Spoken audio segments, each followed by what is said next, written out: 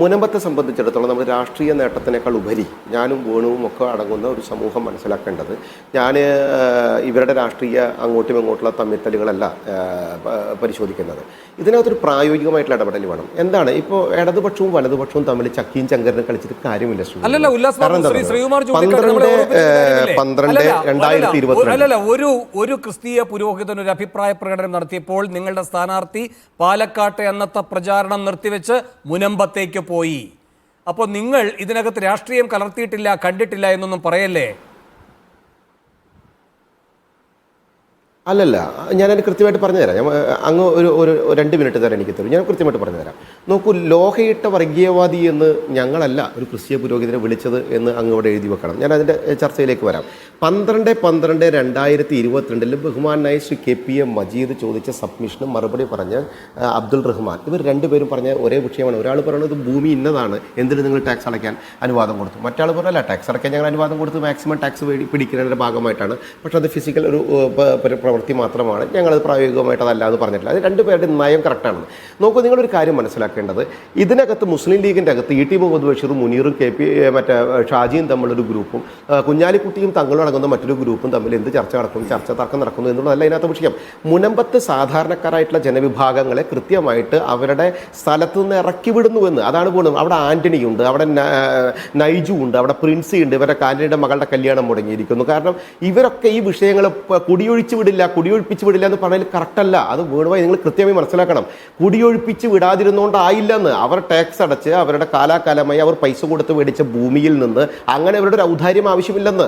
അവിടെ ആന്റണിയുടെ മകളുടെ കല്യാണം വന്ന സമയത്ത് KSFയിൽ ചിട്ടി പിടിക്കാൻ ചെന്നപ്പോൾ കൊളാറ്ററലായിട്ട് ഈ സെക്യൂരിറ്റി കൊണ്ടുചെല്ലാൻ പറഞ്ഞ സമയത്ത് ഇവിടെ ഉടമസ്ഥാവകാശം കൊടുക്കാൻ സാധിക്കുന്നില്ല. പ്രിൻസി എന്ന് പറയപ്പെടുന്ന ഒരു കുട്ടിയുടെ കുട്ടിയത്തിനകത്ത് അവിടെ ഉടമസ്ഥാവകാശം കൊടുക്കാൻ പറ്റില്ല. ലൈഫ് മിഷൻ പദ്ധതിയിൽ വീട് പണിത് കൊടുക്കാൻ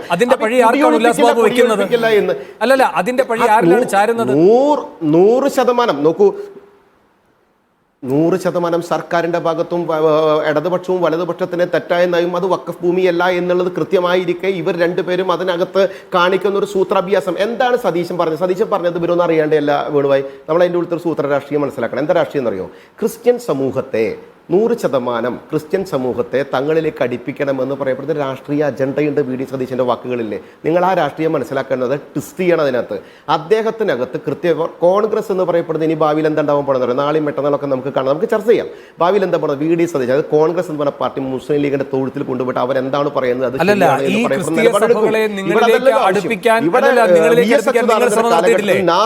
രാഷ്ട്രീയ താല്പര്യം നിങ്ങൾക്കില്ലേ? ഈ പറയുന്ന പുരോഹിതരുടെ മുഴുവൻ സ്ഥലങ്ങളിലേക്ക് കയറി പോവുക, അല്ലല്ലോ ഒരു സെക്കൻഡ്, എന്നിട്ട് വലിയ സന്ദേശങ്ങൾ കൈമാറുക, വലിയ സൗഹാർദ്ദം കൈമാറുക, കേക്ക് കൊടുക്കുക, ഇതൊക്കെ കണ്ടതാണല്ലോ. നിങ്ങൾ കേക്ക് കൊടുത്തു, പക്ഷെ നിങ്ങൾ പറഞ്ഞൊന്നും അവർ കേട്ടില്ല. അങ്ങനെയാണല്ലോ തെരഞ്ഞെടുപ്പ് ഫലങ്ങൾ തുടർച്ചയായി കാണിക്കുന്നത്, ലോക്സഭയിലേക്കായാലും ഇപ്പോൾ നടന്ന ഉപതെരഞ്ഞെടുപ്പിലേക്കായാലും. എന്ന് മാത്രമല്ല, ഗോവയിൽ അല്ലല്ലോ ഒരു സെക്കൻഡ്, ഗോവയിൽ അവിടുത്തെ ഒരു സെക്കൻഡ്, നിങ്ങൾ മാതൃകയായി ചൂണ്ടിക്കാട്ടുന്നത്, സാധ്യതയായി ചൂണ്ടിക്കാട്ടുന്നത് ഗോവയാണല്ലോ. അവിടെ ക്രിസ്തീയ ഭൂരിപക്ഷമാണ് ഉള്ളത്. ആ വിഭാഗത്തിന്റെ വിശ്വാസം ആർജിക്കാൻ കഴിയുകയാണെങ്കിൽ നിങ്ങൾക്ക് ഭരിക്കാൻ കഴിയും.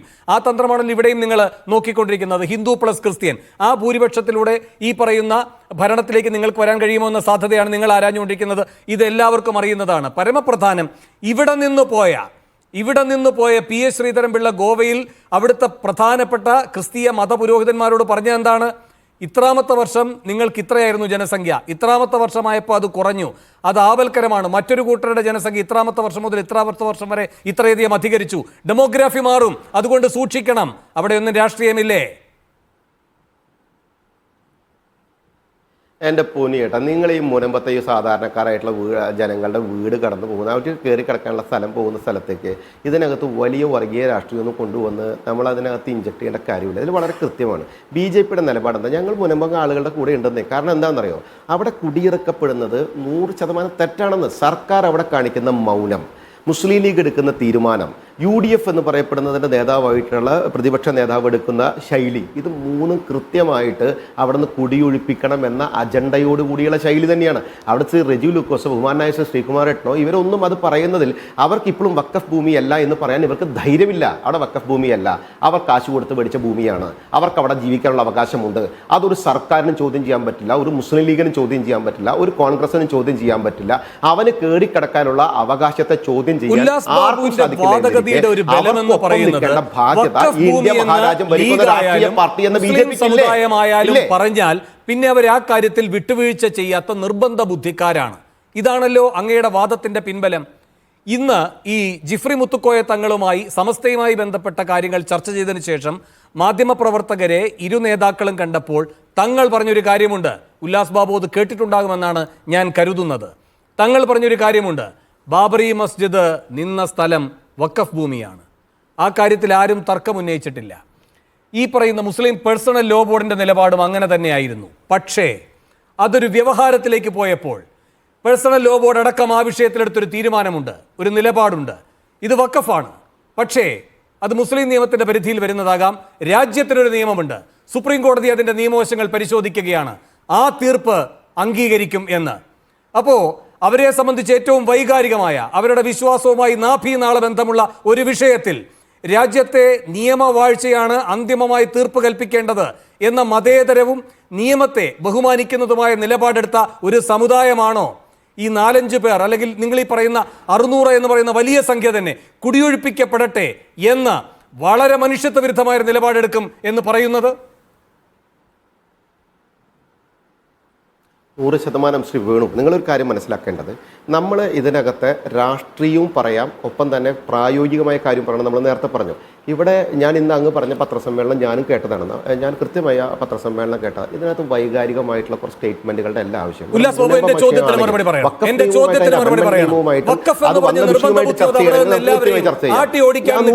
ഒരു സമുദായമല്ല മുസ്ലിം ലീഗ് ആയാലും മുസ്ലിം സമുദായം ആയാലും എന്ന് സാദിഖ് അലി തങ്ങൾ എന്ന് പറഞ്ഞത് വെറും ഒരു വാചകമടിയല്ല. അവർ ബാബറി ചൂണ്ടിക്കാട്ടിയാണെന്ന് പറഞ്ഞത്. അതിനുള്ള മറുപടി ആദ്യം പറയൂ, എന്നിട്ട് നമുക്ക് മറ്റു വിഷയങ്ങളിലേക്ക് പോവാം. ഇതിൽ തന്നെ മറുപടി വേണം. ഇതിൽ തന്നെ കൃത്യമായി മറുപടി പറയാം ശ്രീ വേണുഭായ്.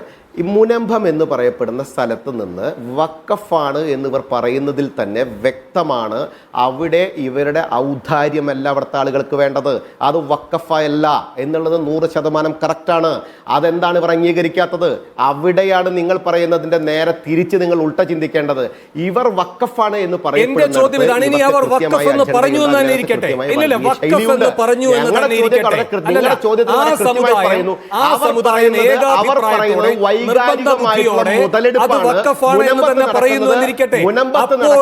ജനങ്ങളോട് കാണിക്കുന്ന പറഞ്ഞിരിക്കുന്ന കാര്യം ഇതിൽ നിയമപരമായ കാര്യങ്ങളുടെ പരിശോധന നടക്കട്ടെ, അതിൽ നിയമപരമായ തീർപ്പ് കൽപ്പിക്കപ്പെടട്ടെ എന്നാണ്. ഏതെങ്കിലും ഒരു മതവിധി ഉണ്ടാകട്ടെ എന്നല്ല ജിഫ്രി മുത്തുക്കോയ തങ്ങൾ പറഞ്ഞിരിക്കുന്നത്. അതുകൊണ്ട് ഇനി വഖഫാണ് എന്ന് ലീഗായാലും മുസ്ലിം സമുദായമായാലും ഒന്നടങ്കം ഒറ്റ നിലപാടെടുത്താലും അപ്പോഴും അവർ പറയുന്നൊരു കാര്യമുണ്ട്, നിയമപരമായ പരിശോധന നടന്നാൽ അതായിരിക്കും അന്തിമ തീർപ്പ് എന്ന്. പിന്നെ എന്തിനാണ് ഇത്തരം ഒരു ദുർബലവാദം നിങ്ങൾ മുന്നോട്ട് വെക്കുന്നത് ഉല്ലാസ് ബാബു?